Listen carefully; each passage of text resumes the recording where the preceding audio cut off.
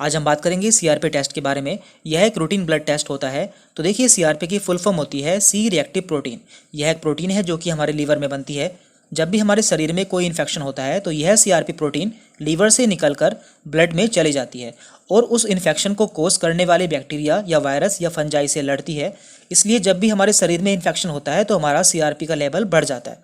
पर इस टेस्ट से हमें यह नहीं पता चलता है कि इन्फेक्शन किसका है। इसके अलावा सीआरपी टेस्ट का यूज़ हार्ट अटैक के खतरे का पता लगाने में भी किया जाता है।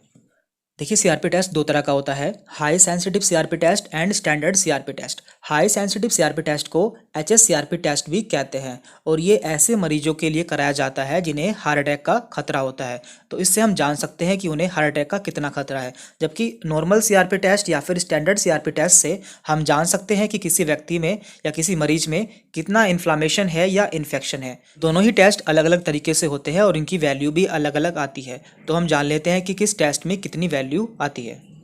तो पहले हम बात करते हैं स्टैंडर्ड सीआरपी टेस्ट की या फिर उस टेस्ट की जो कि इन्फेक्शन और इन्फ्लामेशन के लिए किया जाता है। तो देखिए, हमारी बॉडी में नॉर्मली सीआरपी की वैल्यू 5 मिलीग्राम प्रति लीटर से कम होती है और इस पे बढ़ने पे क्या क्या होता है जान लेते हैं। तो देखिए, यदि हमारी बॉडी में इसकी वैल्यू 10 से 50 हो जाती है, यदि आपको रिपोर्ट में इसकी वैल्यू 10 से 50 देखने को मिलती है तो आपको इनमें से कोई कंडीशन हो सकती है या फिर इसके अलावा और कोई कंडीशन भी हो सकती है, जैसे कि रिमेटॉइड आर्थराइटिस, वायरस का इन्फेक्शन, बैक्टीरियल इन्फेक्शन। यदि किसी को प्रेगनेंसी होती है तो उस कंडीशन में भी इसकी वैल्यू बढ़ जाती है, या फिर कोई महिला बर्थ कंट्रोल पिल लेती है तो उस कंडीशन में भी इसकी वैल्यू बढ़ जाती है।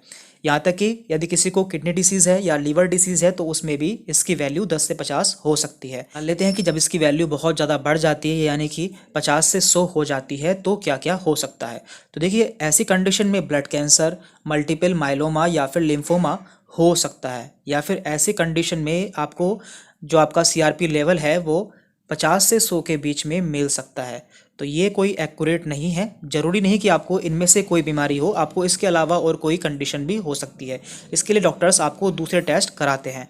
अब बात कर लेते हैं हाई सेंसिटिव सीआरपी टेस्ट के बारे में, जो कि कार्डियोवैस्कुलर डिसीज़ के लिए किया जाता है। तो देखिए, नॉर्मली इसकी वैल्यू हमारी बॉडी में 1 mg से कम होती है, लेकिन यदि ये वैल्यू बढ़ जाती है तो हमें हार्ट अटैक के चांसेस बढ़ जाते हैं। तो हम जान लेते हैं कि कितनी वैल्यू पर आपको कितना रिस्क हो सकता है।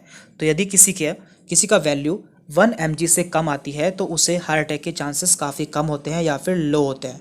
और यदि किसी रिपोर्ट में आपको 1 से 3 mg मिलता है तो उस पेशेंट को या उस मरीज को हार्ट अटैक के एवरेज चांसेस होते हैं या फिर थोड़े कम चांसेस होते हैं।